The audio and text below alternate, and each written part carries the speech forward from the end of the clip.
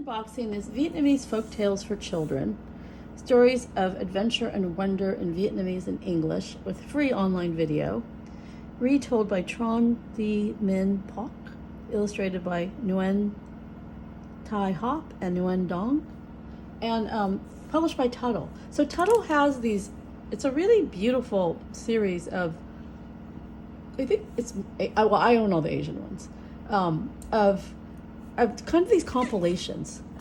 So this one is just folk tales, but they have other ones that have, like this one, all that. They have folk tales and songs and, you know, even recipes, all kinds of things. And here's another one, which I really love, is Vietnamese favorite stories. And so that's a combination of folk tales and just, you know, they're not necessarily folk tales, but just more maybe stories, but always beautifully illustrated and also bite-sized. This one is also bilingual. So I don't think all of them are bilingual, but this one is. So that's great. If you know, if you have readers who are learning English or vice versa, learning Vietnamese, or just anyone, I feel like anyone can just see what Vietnamese looks like, you know, side by side.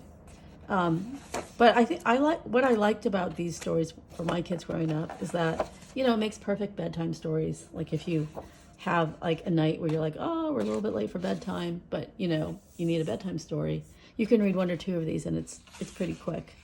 And it's kind of interesting too, because if you read a lot of folk tales from all over the world, honestly, you start to find similarities in the stories, and then you start to realize that the stories are all connected. Like, for example, the Cinderella story, which we think of like as kind of a European story, actually has roots to China. Like it originated from China, and then you see it kind of going all over Asia, like versions of it, before it hit Europe. And, you know, perhaps it even came over with Marco Polo, I'm not actually sure.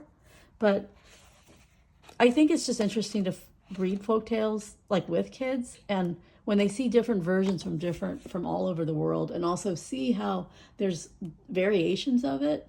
I just think it's fascinating. It makes you realize how folktales are really like a living entity, because they're kind of from a oral tradition, but how they kind of, the story changes from country to country or changes over time, you know. So like some of the Cinderella folktales, how, you know, like the slipper, sometimes there's a happier ending where the evil stepmother and stepsisters like learn their lesson and then they become nicer at the end, and sometimes not. And also sometimes the missing slipper gets to the prince by not necessarily a search, but like a bird will drop it, or, you know, something like that. There's like just different versions of it. I think it's so interesting. So anyway, looks great.